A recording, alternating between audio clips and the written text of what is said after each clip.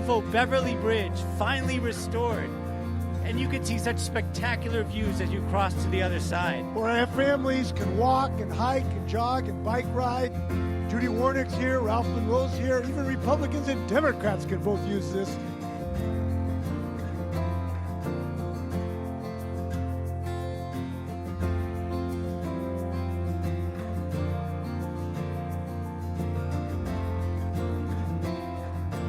I found my happy place. I found my passion, and I've continued to ride every day. I haven't missed a day in almost 6 years out on the trail.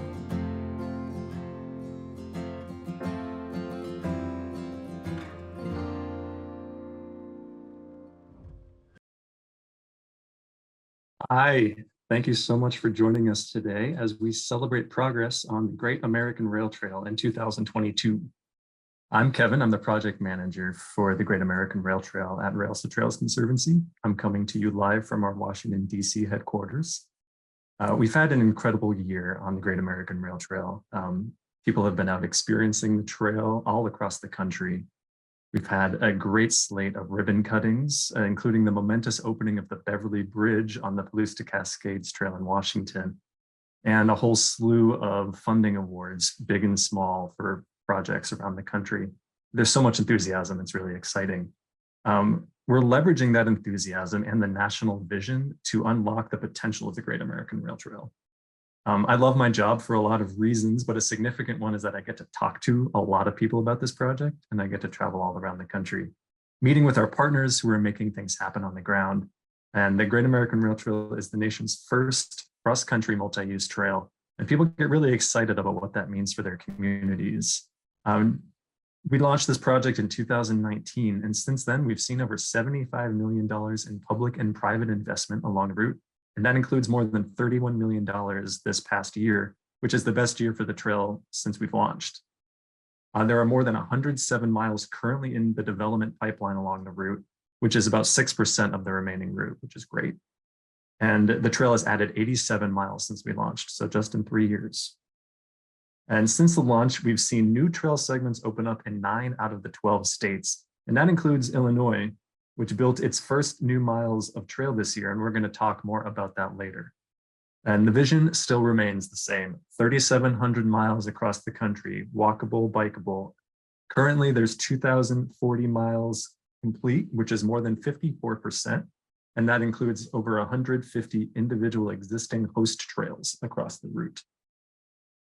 In 2022, we also defined the potential economic impact of the route when it's complete, which includes more than $229 million in visitor spending annually, 2,500 new jobs, 22.8 million in annual new tax revenue, and more than 25 million annual trips.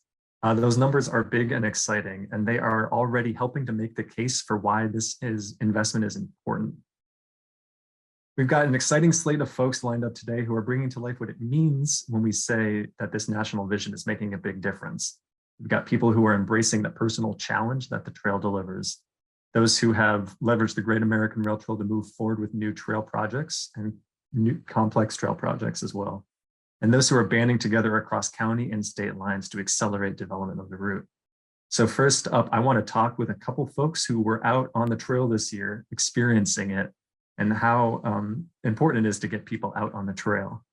And since the vision was introduced for this project in 2019, so many people have expressed their interest in traveling along the route, and even dozens have completed it already before it's even done. This year, we had 2 people in particular whose experiences on the Great Trail elevate that trail significance. And first up, we've got veteran, author, and podcast host, Tara Gundrum. Hi, Tara. Hi, Kevin. Thank you for having me. Of course. And we also have Guinness World Record holder, Ian Mackay. Hi, Ian. Hey, Kevin. Glad to be here. I know how much you love to be introduced with that. You're a humble guy. Welcome. Good to see you both. We're going to start with Tara. So this summer, you embarked on a solo journey between Milwaukee, Wisconsin, and Washington, D.C., including a really nice section of the Great American Rail Trail. So what made you want to do that? Well, I love adventure and I love adventure on two wheels. So having the opportunity to embark on such a grand trip, I thought that I wanted to do it to help raise funds for a community organization called the 9/11 Memorial and Education Center in my hometown. So I set out on that mission to do just that, with a very important pit stop in mind in Pittsburgh. So I thought that the ability to travel by bike and travel on great portions of the Great American Rail Trail, the Gap Trail, the CNO Trail, it was a safe way for me to explore adventure on two wheels. That's fantastic. I loved following your journey as well. It was really cool to see all your pictures and everything. You teased a little bit about your stop off in Pittsburgh. So when we had lunch when you came to DC, and you were telling me about, so you stopped off at the local chapter of the Black Girls Do Bike in Pittsburgh. Tell me about the reception you got when you arrived and you told everyone that you biked there from Wisconsin. Oh my gosh, the reception was absolutely amazing, simply because the Black Girls Do Bike organization is in place so that, women of color and women in general would find a safe space to be out and enjoy nature on their bike. And they have a national meetup every single year. And this was the first one since COVID. And so the reception was, wow, you got here by bike. How was it? How was it safe? Like you're a hero. It was just kind of crazy. But I really think that it spoke to the representation on the trail and the accessibility in a very different way. I didn't see many people who looked like me as I traveled there. So I am using this platform as a great voice to say that your organization, what you guys are doing, the access that you're giving people like me, the ability to use the trails. I think it's a great thing for representation all around. That's fantastic. Thank you, Tara. I had the pleasure of being on your podcast. I want to give you a quick second to plug your podcast.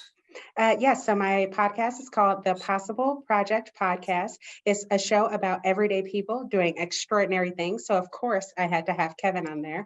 And yeah, it's all about sharing positive stories and letting folks know that things are possible if we work hard to achieve it.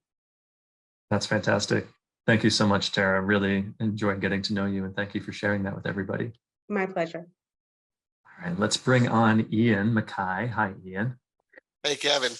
Yes, I also have had the pleasure of getting to hang out with you a couple times, and you are a familiar face on the trails in your hometown of Port Angeles, Washington, on the Olympic Discovery Trail. You've done some awesome things, and now you spent some time on the Great American Rail Trail, traveling between DC and Columbus, Ohio. Tell me, what did you learn about yourself and trails on this journey? Well, first off, I really love long rides in my wheelchair, and it was a pretty amazing journey. And what better space than coming from DC to Columbus, where you pretty much have 500 uninterrupted miles of trail that a wheelchair can get through. But taking a power wheelchair through the entire C&O Canal towpath and the Great Allegheny Passage, I mean, that's what, 334 miles of accessible route. Now, the C&O, it's rugged, it's remote, and I was, places no power wheelchair had been in, and it is spectacular. And the feeling of being out there is something I'll never, ever forget. But, spending time with friends in that natural setting was such a rich history. I mean, I have to say that should be a goal for all. What did I learn about myself? It cemented my philosophy that life begins at the edge of your comfort zone, and we all need to get out there and push ourselves. Now, dirt trails are rough. I mean, I'm usually more of a paved trail guy, but the beauty made it far worth it. And I'm looking forward to more rail trails in my future. Geez, what did I learn about trails? The trail community is welcoming throughout the U.S. I mean, I knew that was the case out here in Washington State, but just love the community that trails bring together. And I think the GART is challenging but doable infrastructure for power wheelchairs, and we really need more accessible infrastructure out there for people like me to go out and explore. So I thought that was awesome. But let me tell you, my chair goes about 8 miles per hour, and seeing the world at a slower pace from an isolated trail is incredibly romantic and special. Your chair, you say it goes 8 miles an hour, but I had the chance to bike with you when we left from the Capitol, and that's not slow. You were going pretty quick. I had to keep up. It was impressive.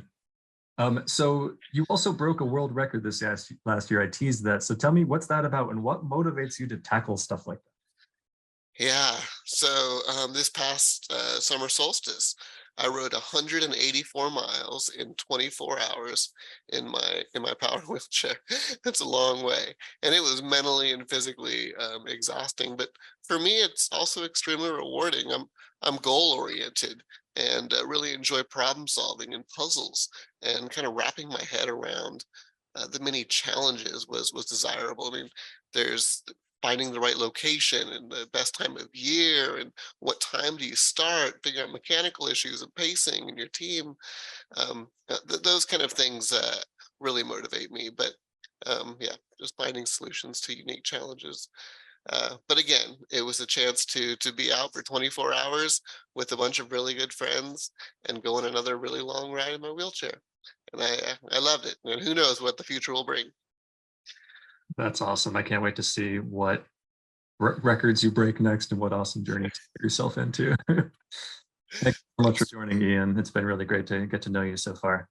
Thank you, Kevin. All right, take care. Awesome. Thank you, Tara and Ian. So we're moving on to one of the most exciting outcomes of the Great American Rail Trail is its ability to inspire collaboration and coordination to create significant momentum to complete trails. In some places, it's provided the motivation for communities to come together and tackle some big, hairy challenges. And we've got two people on the call who can help share what that looks like in their communities. So first up, we've got Amanda Cooley. She's the planning director from Powell County, Montana. Hi, Amanda. Hi, Kevin. Thank you so much for having me. Yeah, thanks for being here. I appreciate your festiveness as well. And we've got Mitch Barloga. He's with the Indiana Greenways Foundation and the Northwest Indiana Regional Planning Commission. Hi, Mitch. Good job. Thanks, Kevin. Thank you. Thank you. All right, we're going to start with Amanda first. So there are exciting developments happening in Western Montana. I got to come out recently and enjoy that with you. There are several counties coming together to coordinate around development of the Great American Rail Trail. So tell me, how did that come together? That's a good question. Slowly but surely. And actually, Rails to Trails really has helped foster this connection and the conversation. So it started this last year. We just completed 10 miles of trail in Powell County. And so it goes from my historic town here in Deer Lodge up to an intersection between two interstates. And the logical next step would be to go to Missoula, which is a much bigger city than ours. And so earlier this year, I was approached from somebody in their county department, in their county parks department, about they were looking to pursue a grant opportunity. And so given that he had opened the conversation, I thought I'd ask, hey, so what are your guys' trail plans to come this direction? And they said, well, yeah, we've got some ideas about going and connecting over to us, but it's about 50 miles away. And so it was a lower priority for them. But later this year, we had a meeting with you guys, the Rails to Trails Conservancy. You hosted a virtual event in Montana, and it was highlighting trail progress in our state. So we spoke at that event about our old Yellowstone Trail, and Missoula County happened to be in the meeting. And so after seeing the progress that we'd made in our county, I think it made them get more serious about developing and opening a dialogue about what this trail might look like. And so they reached out to us and approached me about doing a meeting with another county to kind of extend the conversation. And it's really snowballed from there. But Montanans are really good at networking. We're good at sharing information, and it's a very resourceful state. So timing has also been really helpful. There's a lot of federal infrastructure money out there right now. And so we realized that by working together, that we can pool our resources, which is super important because my community is very rural. I'm a one-person planning department. And so this has allowed us to be more competitive for this federal grant opportunity. That's great. I love the way you speak about how this project can bring together people from different counties and different types of landscapes and all that. That's fantastic. Just real briefly, what do you hope are the long-term implications of partnering with the counties near you on this project and beyond? there's so many benefits. So the obvious benefit is that we're looking at a trail that would be about 220 miles long if it's completed, and it would connect 35 rural communities and probably a ghost town. And so the opportunities that that brings for our small communities is immense, but even just opening the conversation has already connected us to so many resources. So even just starting to talk to people, people are reaching out for us. But there's also going to be, there'll be new jobs created. It'll bring more in visitor spending. So we're really excited to see where it goes. And we know that no matter how far we get, and no matter how slow the ball moves, as long as we keep rolling, that good things will continue to progress with the project. I love your enthusiasm about all of this. Thank you, Amanda. I appreciate your time. Thank you so much. All right, we're gonna go over to Mitch Barloga, Indiana. Hello, sir. This year. Hi, yeah, you all hosted the Year of the Trails this year between October 2021 and October 2022. Tell us what came to be. What's that all about? Yes, it was exciting where the Indiana legislature did designate the Year of the Trails, and we have a spring session. So when it happened in 21, we started from October 21 to just last October, as you mentioned. And it all kicked off in October 21 with the opening of a small segment, about a 2-mile segment of the Great American up here in the northwest corner of the state on the Erie Trail. We then partnered with the Rails to Trails Conservancy on several other events throughout the state during your Celebrate Trails event in April. On June 1st, y'all came to our place in Indianapolis. We had a great reception of Year of the Trails, and we met with members of the Indiana Trails Caucus, as well as giving Governor Holcomb a award, a Rail Trail Champion Award for 2021. So that was obviously very exciting for us, and had a wonderful time down there in Indianapolis with all of you. And then in September, we hosted, helped you with that 100-mile ride of the Great American through most of the Great American Trail here in Indiana. And you had several people take that challenge on. And I was fortunate enough to join you in Muncie, Indiana, and to present Carrie Hamilton with the 2022 Rails to Trails Champion, the Dopplet Family Rail Trail Champion Award. And of course, Carrie being the prime mover behind the Indiana State Trails Caucus, it was a great honor for her to receive that. And so we had a very robust year for Year of the Trails here in Indiana. Yeah, it sure was. Indiana has been popping off this year in a good way. So you referenced Governor Holcomb. When we had our celebration with him, we heard him commit to having Indiana be the first state to complete its portion of the Great American Rail Trail. And then when we gave Representative Hamilton the award, we heard her talk about committing securing state funding to help make this happen. There's some pretty bold commitments in Indiana. What can other states learn from Indiana's success, whether it's with the caucus or with your legislative support and elected officials? I think people realize that trails are very valuable to community. This is not a secret. Almost any public survey that is conducted throughout the country, trails are right at the top, and you see that constantly. So it is a subject that crosses all lines, all ethnic lines, racial lines, age lines, and of course political lines. So it's just one of those community goods that people really want to absorb and embrace and install within. So for us, it wasn't a hard sell to talk to the legislature about a caucus, and it was just a matter of asking. And of course, it helped that we had an amazing champion with Representative Hamilton. She took the bull by the horns nearly within 2 hours of me sending out an email to the legislature regarding this issue. And then she was able to rustle up bicameral, bipartisan support. So we have a House, in the House, we have a Republican and Democrat co-sponsor, as well as in the Senate, which is amazing. And we have now over 50 legislators that have signed on to the Trail Caucus because we simply asked. Trails are popular. And if you just can make them understand that we need that help from the legislature with funding, with support. And I think you will find that by just simply asking, you may be able to really uncover some champions in your own state. I love that. I already was planning on saying that, simply asking. That's sometimes half the battle, and that's fantastic. Thank you, Mitch. I appreciate that and all the good work you're doing in Indiana. Thanks, so thank Kevin. you, Linda, for joining us. You bet. Right. So with the momentum that the Great American Rail Trail is bringing to states along the route, there are also key connections and trail completions to celebrate along the way. And this is an exciting year. Since we launched, we've had nearly 90 new miles of trail on the ground since 2019. And that includes 2 big developments in Iowa and Illinois. There's a new segment of the River's Edge Trail in Iowa that will unlock a 30-mile section and connects a series of small towns. And very exciting, the first new trail miles of the Great American Rail Trail in Illinois since we launched along the Grand Illinois Trail. So I want to welcome in Mona Bleeker with the Iowa River's Edge Trail. Hi, Mona. Hi, Kevin. Thank you for having me. Of course. And Alderwoman Jane O'Brien with the city of East Moline in Iowa. Hey, hello, everyone. Thank you for having me as well. Of course, thank you both. We're going to start with Mona. So the River's Edge Trail this year opened up a new segment that will ultimately lead to a 30-mile trail between Steamboat Rock and Marshalltown. What are you hoping for with this longer segment to be completed? Well, our main objective is to keep increasing the momentum of this trail. It's been a long time for us to get this section paved.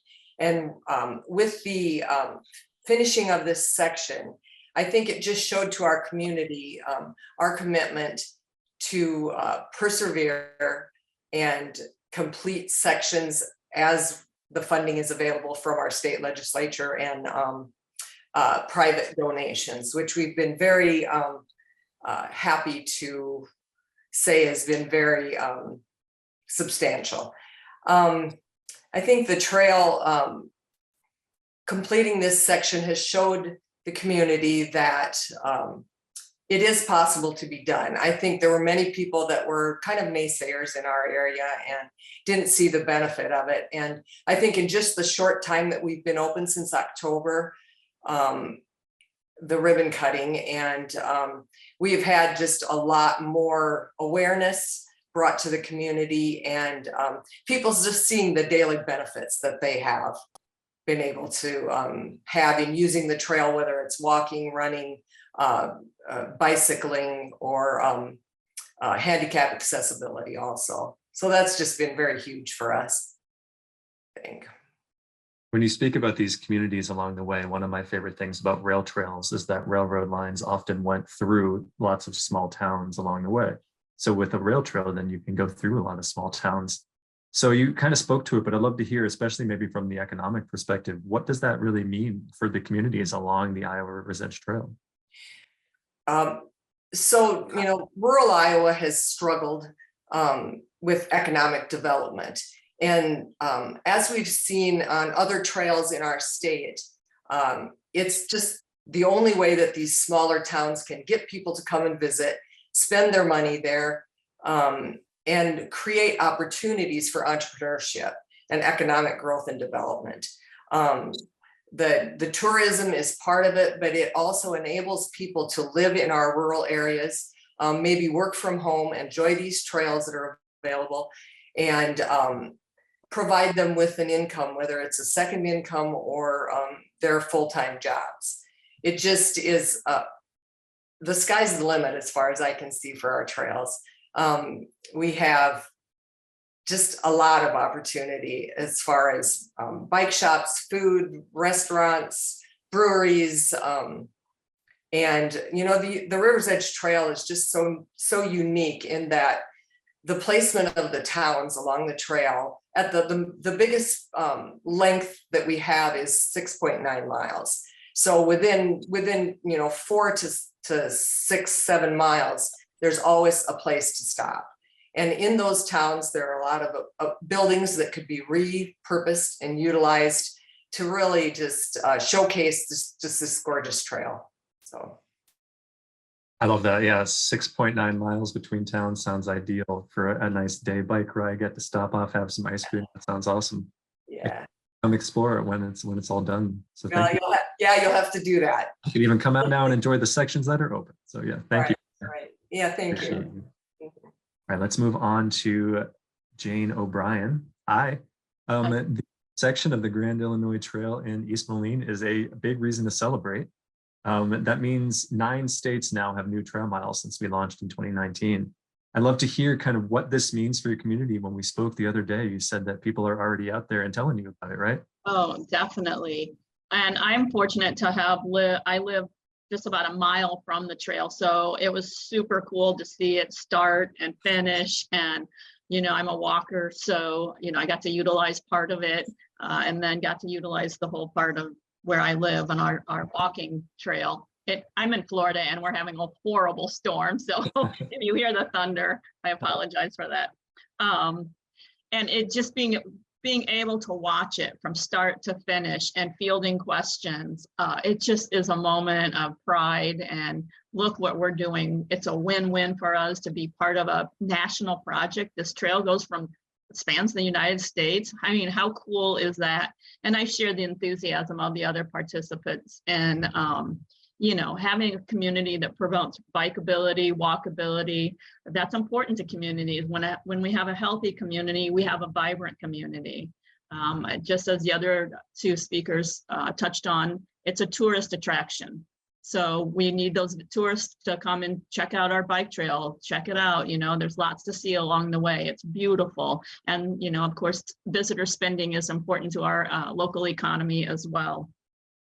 I can just say that it's a significant amenity that now we can offer to folks who are looking for a community to live in. And East Moline is now on the map with that. Oh, that's fantastic. East Moline is definitely on the map. Yes. Yeah. We were out there for various events in the past, and everyone in the Quad Cities area shows up for us. So we appreciate that.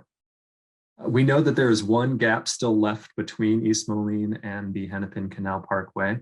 I know you might not be able to speak to that, but I just want to hear kind of your thoughts on what it could mean to fully connect that so you could travel almost all the way across Illinois.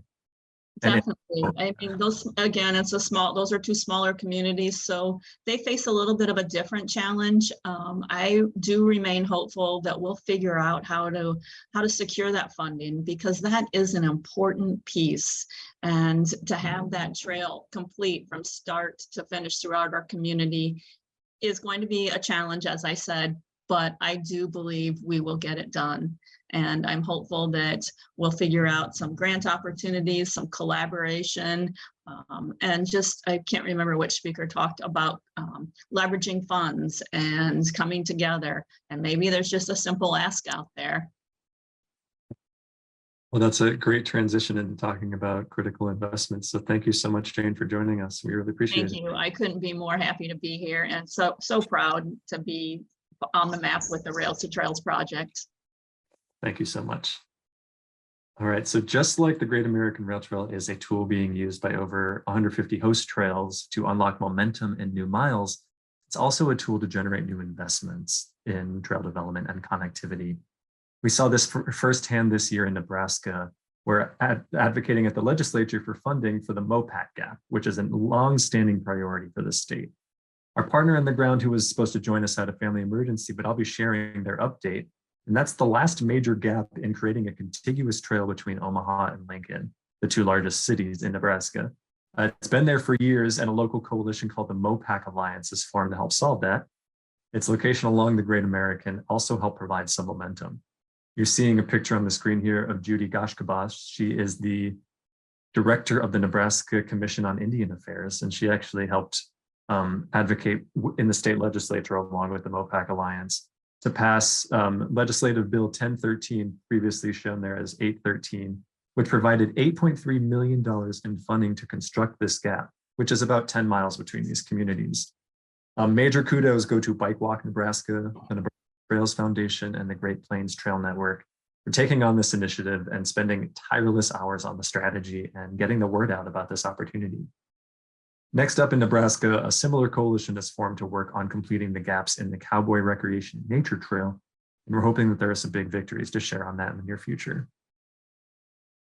All right, moving on to our in-person guest, we're also seeing the Great American Rail Trail being used as a catalyst for potential new investments in Missoula County. So back to Missoula today, which is exciting. It leveraged the Great American Rail Trail in your application for Federal Reconnecting Communities Grant. So I'm bringing in here Missoula County Commissioner Dave Strohmeyer. Hi, Dave. Nice to see you. Thanks for joining. Good morning. So Missoula County recently applied for that Reconnecting Communities Grant, which is through the USDOT, to work on connecting two parts of Missoula that are currently disconnected because of an unsafe roadway. Why did the county choose this section in particular to apply for this source of federal funding? Thanks, Kevin, and great to be here. So this particular place in our community, it's a particular community on the edge of Missoula, which is Missoula being one of the larger metropolitan areas in the state of Montana. East Missoula is an area that has a high percentage of households that are lower income. The infrastructure is substandard. If you were to go out there today, it is a virtual wild west of asphalt, no curbs, no sidewalks, no trail system. And it's impeded by narrow roadways, a railroad bridge that constricts the road width such that you would never want to ride your bicycle through there. And so this project that we've put in funding for, which is a planning grant to the tune of $1.2 million, would help us do design work to connect this community to the rest of the broader economy and community of Missoula, and is really emblematic of how intertwined equity issues are with transportation. So this would address transportation equity for a community that does not have too many great transportation options. It would create opportunities for environmental sustainability, getting people out of their motor vehicles, and it would really create a main street in a community right now that is lacking that sense of cohesiveness and is ready to do so, because this particular area has gone through extensive community engagement, planning, visioning, and it's really ripe for this next step to be incorporated basically into the Great American Rail Trail by way of a commuter trail project. Yeah, I was going to ask, how does Missoula's alignment on the Great American Rail Trail change your thinking about federal grants? Did it help influence you all to put in this kind of an application? Well, it certainly reinforces what we do already here, and that is think broadly about collaboration, working across jurisdictional lines and boundaries. And that is both within our community, working across city, county boundaries and jurisdictions, and also looking to our east all the way 100 miles or so to Powell County, who we heard from earlier. The Great American Rail Trail effort certainly aligns with that and is yet another partner in helping, I think, expand our vision in a way that too often is constricted. And we can dream big, we can think boldly, we can accomplish bigger goals if we work across jurisdictional lines. It's fantastic. Thank you so much. I appreciate you joining us today, Dave. You bet. Thank you. You should hear back in the spring, hopefully, if that application was successful. So crossing my fingers for you. All right. There is so much momentum to celebrate on the Great American Rail Trail this year, and including another 106-107 miles in the pipeline for development. We're on our way to crossing that 60% complete threshold, which would be really exciting. One of the things that makes this work possible is the support of all of the friends and followers of Rails to Trails Conservancy, people who are out there using trails every day, and support from around the world, which is actually exciting. We're thrilled to share this short video that was made about the Great American Rail Trail by sustainable living influencer and entrepreneur Sam Bentley. In just a few weeks, it's garnered over 134,000 views. So we want to see these kind of stories coming from everybody around the country and around the world.